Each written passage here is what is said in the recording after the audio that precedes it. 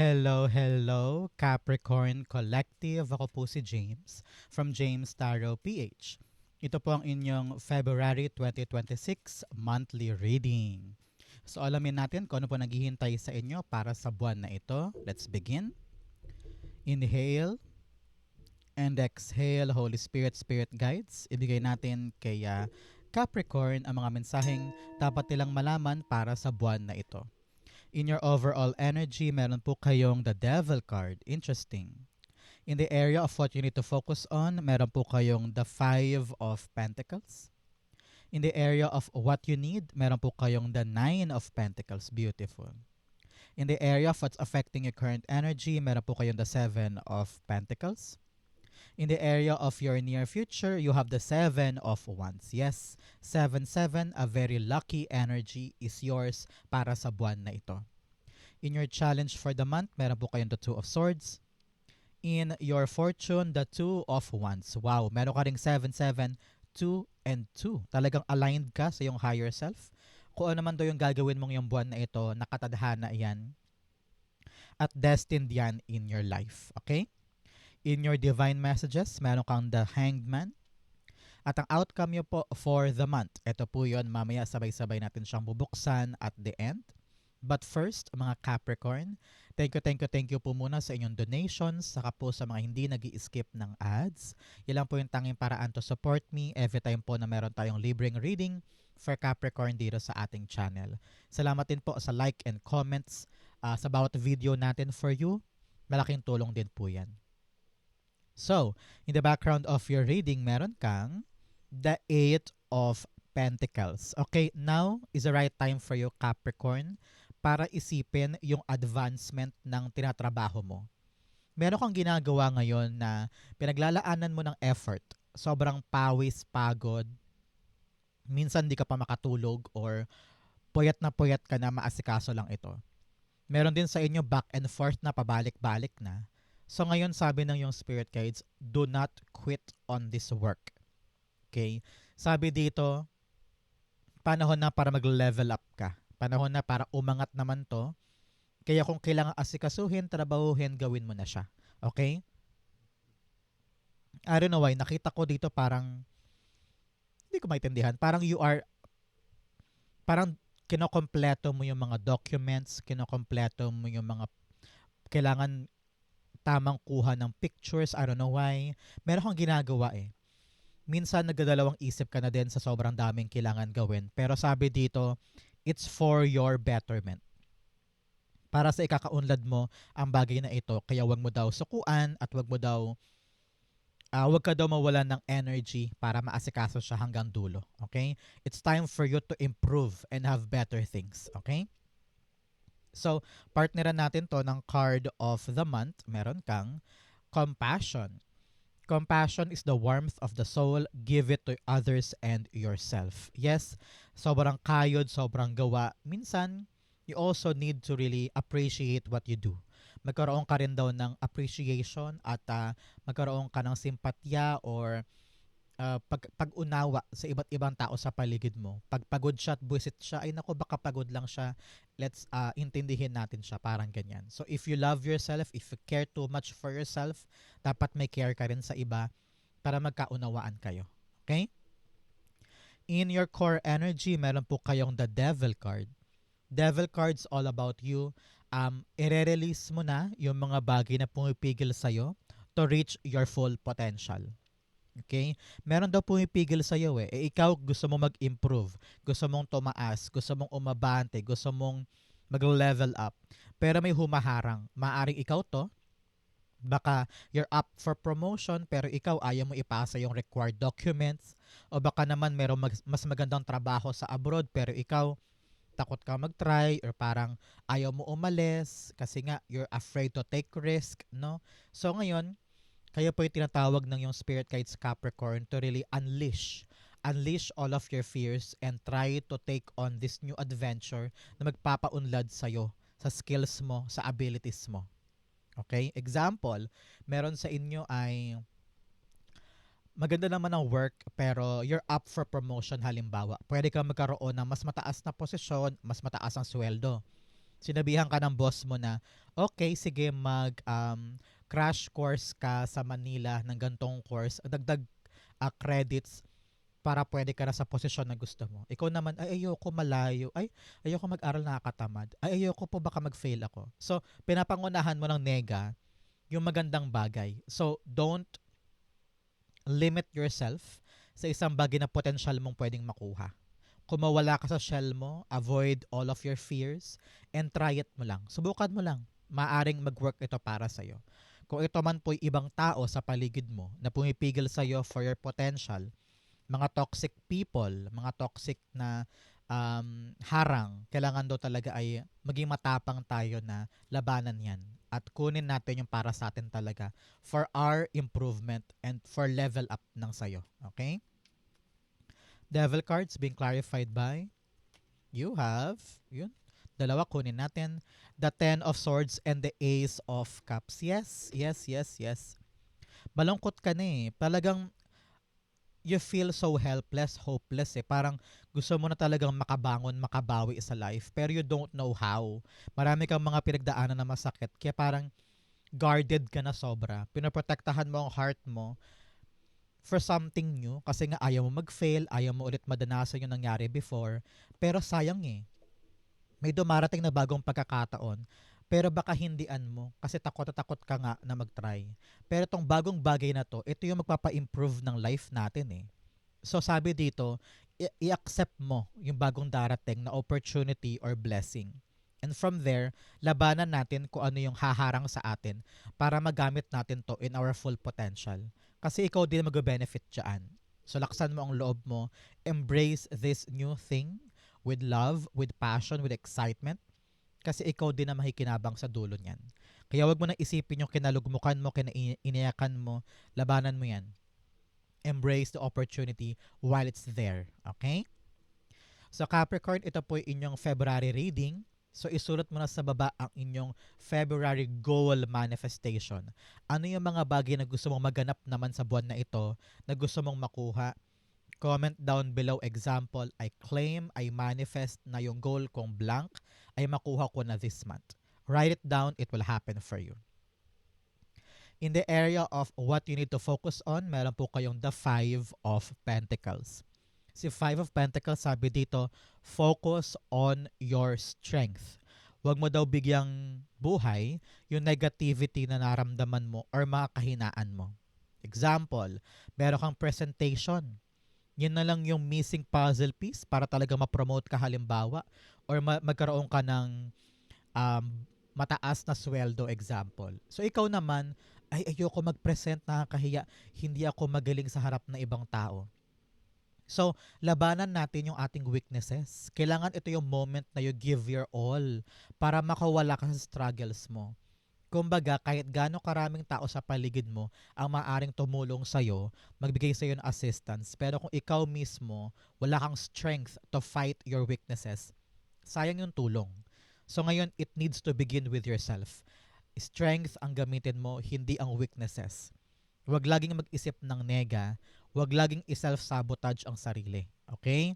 Now, fight, fight, fight. Labanan ng takot para umunlad. Okay? Clarify natin yan. So, Capricorn, saan po kayo nanonood ng ating reading for today? Comment down below. Taga saan po kayo? And happy day po sa inyong lahat kung nasaan po kayo nag-enjoy ng ating special monthly reading. Five of Pentacles. The Tower card. Yes, kung gusto mo talagang magbago daw ang buhay mo, kung gusto mo talagang mag-elevate ang life at makuha yung changes that you want to achieve, dapat daw ready ka to fight. Ready ka to fight. Yung kamao mo, ilaban mo yan and labanan yung weaknesses. Example, pangarap mo makapag-apply sa call center na yun. Yun na lang talaga yung possible job na para sa'yo this time. Example lang, mahina ka sa English. Sabi mo, ay, hindi ako magaling mag-English, baka hindi ako pwede dyan. Try mo lang. Gamitin mo yung strength mo. Magaling ka bang magbenta? Magaling ka bang mag-sales talk? Magaling ka bang makipag-usap sa tao? Strength mo yun. Kaya kahit mahina ka sa English, baka pasok ka dyan. Susubukan mo. Mag-transform ka, do something to really force yourself to try this new thing. Baka makita mo, tanggap ka. at doon na magsimulang magbago ang life for you. I-try mo lang something that is working para sa'yo. Doon mo makikita na swak siya for you. Okay? Kung talagang pangarap mo yung change na yan, magbago ang takbo ng buhay, susubok ka para makawala ka sa struggles na ito. Okay? Parang ganon. Ganon yung example ko for you. In the area of what you need, meron po kayong that Nine of Pentacles. This time around, Capricorn, sabi na yung spirit guides, kailangan mo daw ding ma-enjoy yung pinaghihirapan mo. Meron kang tinatrabaho, meron kang ginagawa, pero kulang ka daw sa enjoyment. Parang lahat na lang puro trabaho, trabaho, trabaho, pagkatulog, pagkagising, trabaho agad. Wala ka ng time for yourself. Sabi dito, now is the right time for you to enjoy kung ano yung mga ginagawa mo. Don't forget daw to treat yourself. I-reward mo naman ang sarili mo para maramdaman mo daw na lahat ng kayod, lahat ng pagod ay may pinapatunguhan. At nabibigyan mo yung sarili mo ng um, kahit pabuya man lang sa lahat ng ginagawa mo. Ganyan. Example, ikaw ay breadwinner o kaya solo parent ka. Syempre, napakalaking responsibility niyan every single day, no?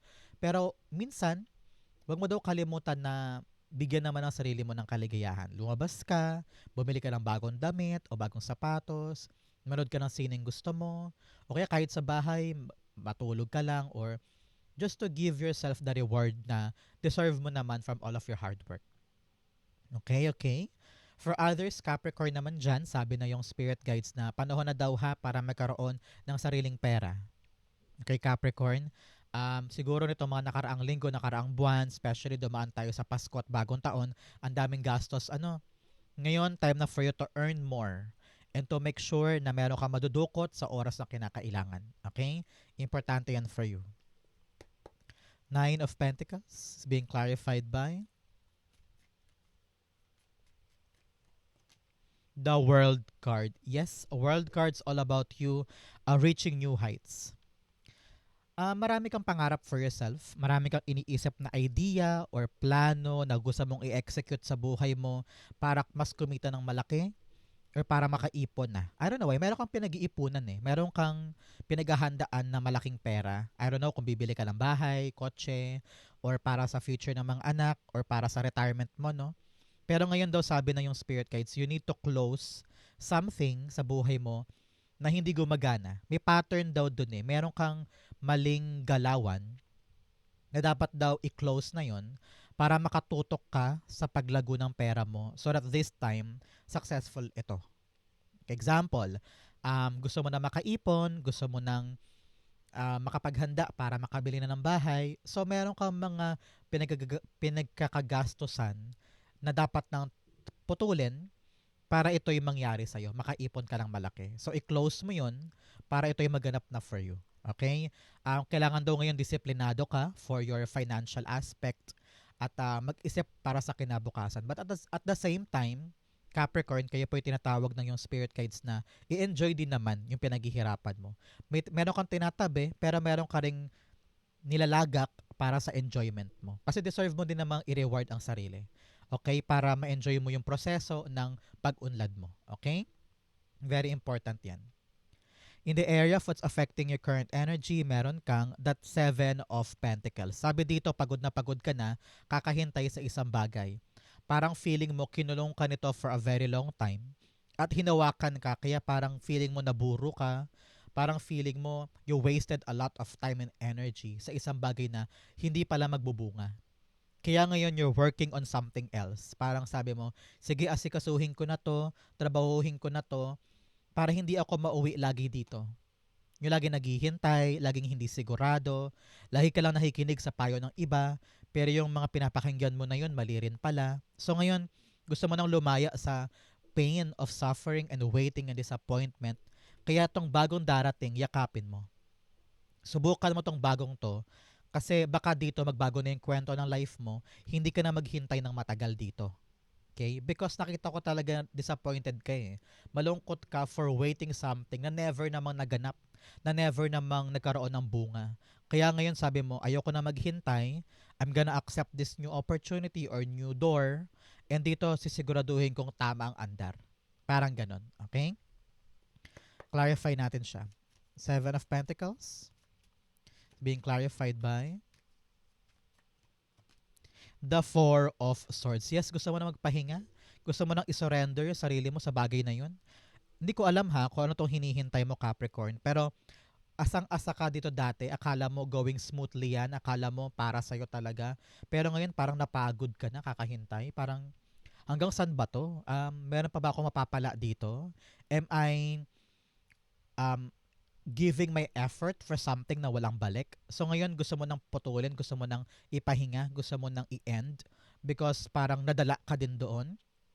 And now, with this new opportunity, parang sagot dito sa dasal mo eh. Dinasal mo to eh, sabi mo, God, ito bang hinihintay ko, hindi pa para sa akin to? Kasi kung hindi para sa akin, bigyan mo ko ng iba. So parang binibigyan ka nga ng bago. Itong bagong to, wag mo sayangin, work on it because you're gonna reach the top of it with the Seven of Wands in the near future. Maaabot mo rin yung tagumpay dito because narinig ko na sa pagpasok ng bagong bagay, maraming tao ang ko-question sa'yo na parang, kaya mo ba yan Capricorn? Sure ka ba talaga dyan? Eh, tatanggapin mo ba yan? Ikaw naniniwala ka na ito yung magpapabangon sa'yo eh. From all the antala, from all the waiting game na dinanas mo before. Sa'yo mo, ayoko na maghintay. Ayoko na magsayang ng oras kaya yayakapin ko to at pagkatrabahuhan ko siya. And here you are, really defending your post, defending your position at pinapakita mo sa kanila na tama ako. Ito yung gusto ko, ito yung papanindigan ko. I will show you all na tama ako. So, kahit gaano karami yung challenges and obstacles, ikaw, ready kang lumaban and ready kang magwagi hanggang dulo, which is good for you. Kitang-kita ko dito yung lakas mo at saka yung abilidad mo na gawin ang lahat to make sure na tong nilalaban mo ay pabor sa yung outcome. So congrats. You're on the top of the world and really gaining that good outcome sa kabila ng mga pinagdaanan mo, which is good for you. Congrats po. Seven of Wands being clarified by the Six of Swords. Yes, talagang aabante ka na. Kasi alam mo na eh, sigurado ka na eh. Very assured ka na sa gusto mo at ayaw mo. Kaya kahit anong sabi sa'yo ng ibang tao or pamimilit sa'yo ng ibang tao, pinapanindigan mo yung gusto mo kasi siguradong sigurado ka. At dahil sa assurance na yun, dahil sa confirm na paniniwala mo sa isang bagay, doon ka magsimulang umabante. Umabante sa gagawin mo. Nakita ko dito, smooth sailing ito. Makakaalis ka na from kalugmukan and also sa kadena ng mga negativity. And you are now enjoying the gradual smooth sailing na nangyayari para sa'yo. Kung ano yung dating stuck na parang hirap na hirap ka with a struggle, ngayon dahil handa mong panindigan tong bagong bagay, wala ka na sa struggle. Wala ka na sa kalugmukan ng Ten of Swords at saka sa negativity ni Devil card. You are now actually enjoying kung ano itong ginagawa mo kasi umaandar siya ng mabilis at tuloy-tuloy. Hindi katulad dito sa past na hintay ka ng hintay for something, effort ka ng effort pero walang nangyayari. Dito, lahat ng effort may katumbas na outcome kaya dire-diretso ka. Ang ganda nito, i-claim mo to, it will be yours. I will defend my position that will make me move forward. Congrats, it will be yours.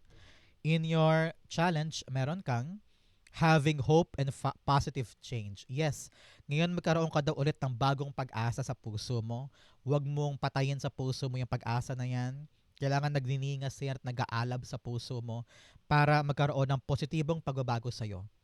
Kung ano man yung mga pangit mong naranasan na sumira ng oras mo, talaga nagpadurog sa'yo o nagpa-disappoint sa'yo, gawin mo na lang siyang lesson. Baguhin mo siya into something positive na magiging pag-asa mo na, okay, dinalas ko nga yun before eh. Naranasan ko nga yun eh. So, kayang-kaya ko to ngayon. Parang ganyan. So, turn the negativity into positive so that it will enlighten you and enliven you para gawin lahat ng mga magaganda moving forward. Okay?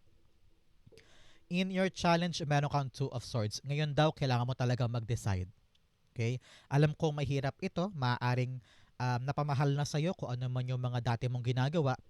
Pero both cards here with the Seven of Swords, Seven of Pentacles rather, and the Seven of Wands, sinasabi talaga sa'yo na parang kailangan mong iwanan yung bagay na walang nagbunga at harapin tong bago. So, you need to make a decision para mag-move forward ka na. Mag-i-stay ka ba? Kahit alam mong naburo ka na dyan, na parang hindi ka naman kimchi pero fina-ferment ka dyan? or mag-a-accept ka ng bagong bagay na maaring starting over ka nga, pero ito yung bagong chance mo to gain more and to have more. So, kailangan mo itong timbangin ngayon, Capricorn, at makita na I need to decide, I need to move, I need to make a good decision. So, wag mo nang protektahan masyado ang sarili mo. Masyado ka nakaganon eh. Pinoprotect mo ang heart mo because you're afraid of change. You're afraid of making failures. Kaya hindi ka gumagalaw. Meron ka daw isang desisyon na pinagpapaliban mo. Ayaw mong harapin, ayaw mong pag-usapan. Now is the right time for you to work on it. Upuan, pag-usapan. Huwag ka daw magmamadali sa desisyon, pero at the same time, dapat hinaharap mo na yan. Hindi pwedeng tinatakbuhan, hindi pwedeng nagagalit ka pag pinag-uusapan. Kailangan talaga harapin na siya para once and for all, alam mo na yung gagawin mo. At makalaya ka na sa bigat na yan, okay? Tumilapon, the Two of Swords, the Strength card. Yes, magpakatatag ka ngayon. Labanan mo yung takot mo. Face it, face it, face it so that you will know the right door and the right road para sa'yo. Hanggat hindi ka matapang, hanggat hindi mo to hinaharap, eh talagang paulit-ulit ka lang dyan. So ngayon, sabi naman dito, huwag mo naman madaliin ang sarili mo. Paunti-unti. Harapin mo, buting tingin mo, baka doon sa paunti-unti na yan ay magkaroon ka ng palakas ng loob para talaga makapag-decide. Sabi dito, wala naman nagmamadali sa'yo, pero ang importante, hinaharap mo siya. Pero yung outcome kung kailan ka makapag-decide, okay lang kahit matagal, feeling ko. It's because, sabi na yung spirit guides, you need to be sure. Kailangan sure na sure ka at papanindigan mo to at maluwag sa loob mo na gawin tong desisyon na ito. Para kapitan mo siya at hindi mo bitawan. Okay? In your fortune, meron kang narrow pathway, tread thoughtfully. Sa bawat hakbang, sa bawat andar, dapat daw pinag-iisipang mabuti. You also have staying focused, hold the course. Yes, dapat talaga nakafocus ka sa target mo, nakafocus ka sa goal mo, alam mo yung gusto mo at ayaw mo para madali tulayan at hindi ka malito. Okay? In your fortune, meron kang Two of Wands. Yes, etong buwan na ito, kitang-kita ko na makakabuo ka na ng malinaw na plano sa kung saan mo balak dalhin itong bagong opportunity. Narinig ko na sawang-sawa ka na sa ginagalawa mong mundo na paulit-ulit lang every single day. Ramdam mo na wala kang growth dyan. Ramdam mo na parang walang nangyayari kaya parang ready ka nang tumulay sa bago. You are now ready to step forward to a new adventure, new opportunity, new life. Kahit na unfamiliar yung lugar or unfamiliar yung experience, handa kang subukan yon. So now is the right time for you to really soliduhin mo daw muna, Capricorn, yung plano. Dapat planchadong-planchado, crystal clear, para paghakbang mo walang delay at walang aberya. At lalo't higit, hindi ka ma-confuse sa gagawin. So ngayon pa lang habang nag-uusap tayo, kung ano yung planong yan, buting tingin mo mabuti, suriin mabuti para pag nilatag mo at ready ka ng humakbang, dire-diretso ka. Okay? But nevertheless, huwag ka mag-alala. Kitang-kita ko, may tutulong sa'yo para ma-accomplish to. Hindi mo to kailangan pasanin mag-isa. There's this blessed person na tutulong sa'yo para ma-accomplish ang plano na yan. At hindi ka mahirapan sa pagsugal mo sa bagay na yan. Okay? Two of Wands. The Star card. Yes, wow. You're growing closer to your dreams. Malapit ka na sa katuparan ng pangarap mo dahil sa hakbang na ito. So now, kitang-kita ko yung hope, lakas ng loob, at pagbuti ng buhay dahil sa move mo na ito. Sabi na yung spirit guides, the universe is in your favor this time. Nakatutok sila sa'yo. Meron kang dreams talaga at goal na matutupad dahil sa move mo na ito. Congrats, congrats, congrats. I-claim mo to, it will be yours. Okay? In your divine messages, meron kang the answers you need are coming. Kung meron kang mga tanong, kung meron kang mga kaguluhan sa isip, huwag kang mag-alala. Lilinaw din yan at makukuha mo rin yung sagot at it will all make sense soon. You also have your dreams need a practical plan. Yes, lahat ng plano, lahat ng hakbang, lahat ng goal, dapat daw practical ang aksyon. Kayang-kayang gawin, kayang-kayang simulan ngayon. Kumbaga, doable, attainable, reachable, practical. Hindi yung mag-iisip ka ng sobrang mataas na mga plano na hindi mo naman kayang abutin, no? Kailangan yung kaya mong gawin ngayon, kaya ng katawang lupa, kaya ng isip, kaya ng pera mo ngayon. Kumbaga, no? So that magkaroon ka ng lakas na gawin siya everyday. Okay?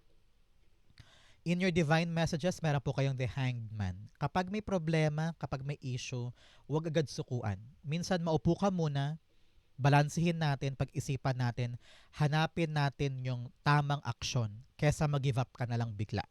Sabi rin dito, huwag mong bibilisan, huwag ka magmamadali. Mas magandang dahan-dahan para makita mo ng malinaw yung tamang aksyon.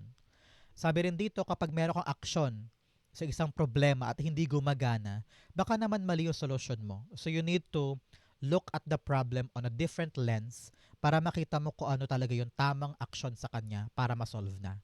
Okay? Yun ang importante ngayon. Look at your problem on a different perspective, on a different lens para makita mo yung actual at swak na sagot sa kanya. You have the Queen of Wands. Yes, wag mo sukuan, wag mo atrasan ng problema. Hindi porket hindi umaandar or hindi swak, bibitaw ka na agad. Sabi mo, ay, napakahina ako, hindi ko kaya yan, hindi ako marunong. No. Always believe in yourself na makakahanap ka ng solusyon away from that para wala ka ng delay. Ikaw ang humaharang minsan sa problema mo eh. Lagi mo iniisip, ginawa ko na ang lahat, hindi ko na ma-solve. Talaga ba? Ginawa mo talaga ang lahat? Kapag meron kang pananalig sa sarili at positivity lang, puro positive lang yung iniisip mo, lalabas yung magandang resulta, yung magandang hakbang. Okay? Huwag mong pangunahan ng nega para lumabas sa isip mo yung tamang aksyon. Okay? Outcome mo ito, but first bigyan mo na kita ng fortune cards. You have Parrot.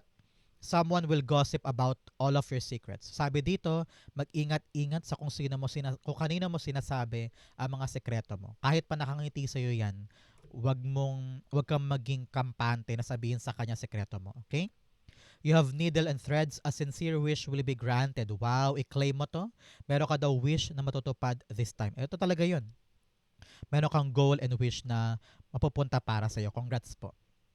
Another message, you have February and January. Wow, ngayong Enero at Pebrero, meron daw po kayong milestone na makukuha, mga Capricorn. Congrats po. Gawin mo maganda ang buwan na ito, itong magkatuhog na buwan. And this is a good start for you to reach another milestone and to level up your life. Congrats po. Okay? So, ang outcome ni Capricorn for February 2026, meron po kayong, wow, 9 of Cups. Meron po kayong magandang pagkakataon para tuparin ang dreams mo. Alam mo na Capricorn, pag lumalabas si Nine of Cups, panahon na to para mag-wish ka. So ngayon, pikit-pikit na at i-wish mo na yan, it will come true. Okay? So, with 9-9 in your cards this time, sinasabihan ka rin, angel number 9 is all about release. Pakawalan mo lahat ng negativity, lahat ng takot, pangamba, para maabot mo to. Okay, you have the power to reach your goals. Kaya kailangan talaga, Capricorn, i-align natin ang ating sarili para makuha ito. Ano ibig sabihin? You need to put an effort para itong goal na ito ay makamit. Example, pangarap mo makabili ng bahay, nag-iipon ka ba? Naghahanap ka ba ng job para talagang makuha mo yung right amount para makabili ng bahay? O kaya pangarap mo makapunta sa Canada, anong ginagawa mo now para makuha yung paraan para makapunta sa Canada? Parang ganon. Salubungin mo yung blessing, salubungin mo yung wish para maganap siya in your favor. Okay? Align yourself to your wish so that it will come true at siguradong makukuha mo siya. Nine of Cups rather. It's being clarified by the Five of Swords. Huwag ka daw nega. Huwag mo daw isipin kung ano yung mga pangit mong naranasan. Don't dwell on the past, especially kung painful yung nangyari sa'yo doon. Ngayon, sabi na yung spirit guides, tumutok ka na lamang sa katuparan ng dreams mo. Kahit mahirap, kahit nakakapagod, isipin mo, siguro kaya ko pinagdaanan yun kasi I need to learn a valuable lesson doon para pag dumating yung blessing, alam ko gagawin ko sa kanya. Hindi ko siya pababayaan at lalo't higit papahalagahan ko pa. So, wag ka nang mag-dwell pa sa mga pangit na sinabi sa'yo o karanasan. Just enjoy the path to your success. At yun ay magandang kwento in the future na, naranasan ko to pero at least nakuha ko yung pangarap ko. Parang ganyan. So, it's gonna be a good fairy tale story for you. Okay? So Capricorn, ito po ang inyong February 2026. Saan po kayo nakaresonate? Comment down below. Babasahin ko po yan. Thank you, Holy Spirit, Spirit Guides, for the clarity and messages. Maraming salamat po, Capricorn, for watching hanggang dulo. I love you. This has been James for James Tarot PH. God bless everybody.